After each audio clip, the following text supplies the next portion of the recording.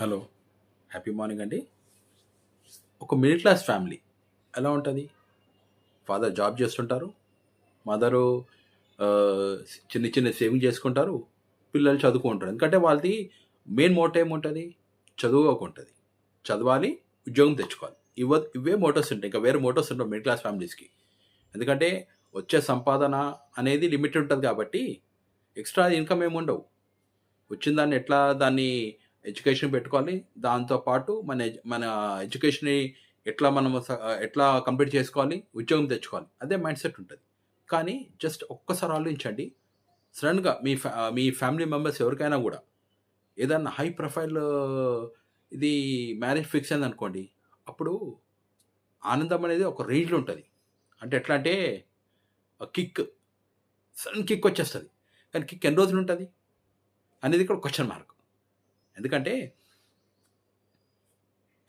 అయిపోయింది కరెక్టే. కానీ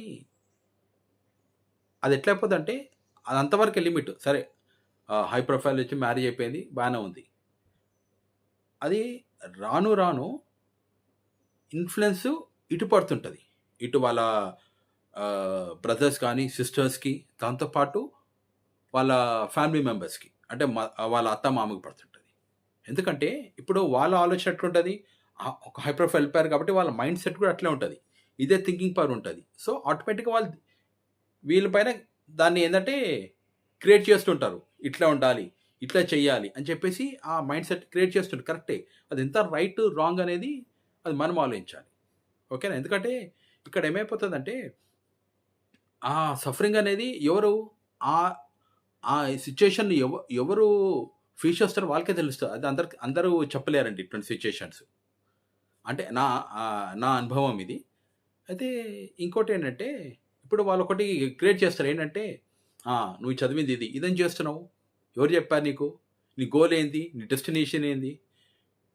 ఇప్పుడు ఎలా అంటే, చాలా మందికి ఇప్పుడున్న ప్రపంచంలో, ఇప్పుడున్న స్టేజ్‌లో చాలా మందికి అంటే almost 50% of the people doesn't know what is their goal? What is their destiny? ఎందుకంటే, గోల్, డెస్టినీ అంటే ఎవరికీ తెలీదు చెప్పాలంటే. చాలా మందికి తెలీదు. ఇన్‌ఫాక్ట్ నాకు తెలీదు. కానీ అది ఎవరు చెప్పాలి? ఎవరు చెప్పాలి? ఇక్కడ పెద్ద క్వెషన్ మార్క్. ఎందుకంటే ఇది ఎవరేమంటారు? ఎవరు చెప్పాలేంది? నీ ఫ్యూచర్‌ని సెట్ చేసుకోవాలంటారు ఎవరైనా గాని. కానీ ఇక్కడ, ఇక్కడ ఫస్ట్ ఇనిషియేటివ్ ఎవరు తీసుకోవాలి? మన సిబ్లింగ్స్ గాని, మన పేరెంట్స్ నుండి ఫస్ట్ ఇనిషియేటివ్ వస్తది. అక్కడ రాలేదనుకోండి, సరే ఓకే. ఎందుకంటే ఇప్పుడు అందరికి దీని గురించి అవగాహన ఉండాలి అనే రూల్ ఏం లేదు.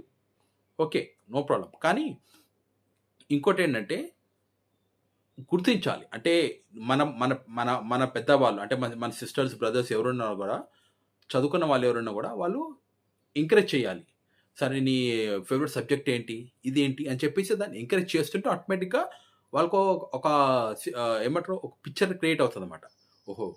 ఇది నాకు ఇంట్రెస్ట్ కాబట్టి ఇది చెయ్యాలి అని చెప్పేసి అది ఎంకరేజ్ చేయాలి. ఆ ఎంకరేజ్ వదిలేసి నువ్వు ఇది నీ గోల్ ఏంటి? ఇదేంది? ఏం చేస్తున్నావు? నువ్వు చదువుకుంది ఇది. ఇదేం చేస్తున్నావు? అసలేంటి నీ లైఫ్ గురించి ఏమనుకుంటున్నావు? అని చెప్పేసి అట్లా అట్లా పాయింట్ ఔట్ చేస్తున్న ఆటోమేటిక్‌గా ఎట్లయిపోతదంటే ఆ మనిషికి నా లైఫ్ ఇంతేనా? అసలు ఎటుపోతున్నా? అని చెప్పేసి ఆయన అసలెందుకు పుట్టిన క్వెషన్ మార్క్ వచ్చేస్తది. ఎందుకంటే అది ఎవరు బ అద్ అది ఆ క్వెషన్ మార్క్ ఎవరెయ్యాలి? పేరెంట్స్ ఎయాలి. ఏం చేయాలి గాని. ఇక్కడ పేరెంట్స్ వదిలేసి వాళ్ళొచ్చిన వాళ్ళేస్తే మరి ఎవరి వాల్యూ ఎవరు తీసుకున్నట్టు అని పెద్ద క్వెషన్ మార్క్ అయిపోతది. కాబట్టి ఎవరు రెస్పెక్ట్ వాళ్ళు మెయింటైన్ చేసుకోవాలి కాబట్టి వాళ్ళదేముండాలి? ఇది ఇట్లెళ్తే బాగుంటది అని చెప్పేసి సలహాలిచ్చి వదిలేయాలి అంతే. ఆ సలహాలు ఎంతవరకు ఉండాలి? ఒక లిమిట్ వరకు ఉండాలి. కానీ జస్ట్ మీరు ఆలోచించండి. అదే ఇప్పుడు వినేవారికి అంతా బానే ఉంది. ఒక్కోసారి మీరు నో చెప్పండి. ఎలా అంటే, "మాకు తెలుసు కదా మీరేం చెప్తున్నారు" అని చెప్పేసి ఒక్కసారి మీరు రివర్స్‌కి ఒక ఆన్సర్ ఇవ్వండి దానికి. ఆటోమేటిక్‌గా ఎట్లా అయిపోతదంటే ఇమ్మీడియేట్ ఆబ్స్టాకిల్ బ్రేక్. ఒక గోడ కట్టేస్తారు అంతే. గోడ కట్టేసి "నువ్వు ఇటు రావద్దు. మేము ఇటు రాము."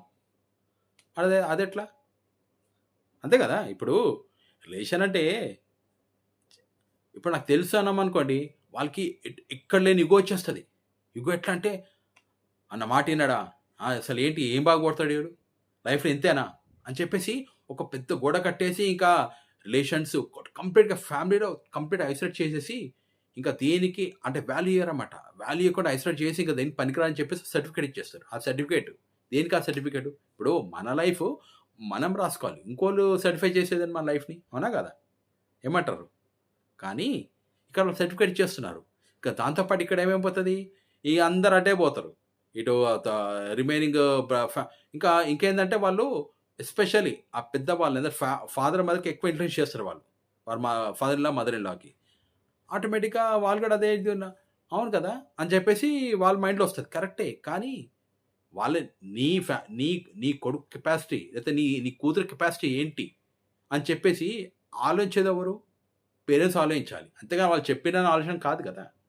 కాబట్టి ఏదైనా గాని ఒక ఫ్యామిలీ అంటే, ఒక రిలేషన్ అంటే ప్రేమ, నమ్మకం. ఈ 2 ఉంటేనే ఆ రిలేషన్‌కి ఒక వాల్యూ ఉంటది. లేకపోతే అది ఎట్లుంటదంటే గో గో ఏదో గోడ కట్టినట్టే ఉంటది. గోడతో మాటుతున్నామా అనే ఫీలింగ్ ఉంటది. ఎందుకంటే నమ్మకం అంటే వీడే సాధిస్తాడు. ఈమేమో సాధించగలుగుతది. వీళ్ళ ఫ్యూచర్ బావుంటది. అని చెప్పి ఒక మాట చెప్పండి తప్పేముంది దాంట్లో? అంటే అది చెప్పడం వల్ల మనిషిలో ఒక ఆశ అనేది ఒక క్రియేట్ అవుతదనమాట. అది మనం గుర్తించాలి. కానీ ముందే డిసప్పాయింట్ చేస్తే ఇంకా లైఫ్‌లో ఆయనకి ఇంకా బాగుపడతాడని ఇంకా సూచనలు కనిపిస్తాయా మీకు? కనిపియవు. కానీ అది మనం ఇవ్వాలి. అంటే ఆ నమ్మకము అది ఇప్పుడున్న జనరేషన్‌లో కంప్లీట్‌గా ఎళ్ళిపోయింది. ఇప్పుడు ప్రతి ఒక్కటి నువ్వేమి ఇస్తున్నావు నాకు? ప్రతి ఒక్కటి ఏందంటే గివ్ అండ్ టేక్ పాలిసీ అయిపోయింది. అది కాదండి. రిలేషన్‌లో గివ్ అండ్ టేక్ పాలిసీ అస్సలు ఉండదండి. అది రిలేషన్ కానే కాదు. రిలేషన్ అంటే నమ్మకం, ప్రేమ ఈ 2 ఉంటేనే రిలేషన్స్ బావుంటది. Anyway thank you. ఎందుకంటే రిలేషన్ బాండింగ్ మనం సంపాదించుకుందాము. మన ఫ్యామిలీని కాపాడుకుందాము.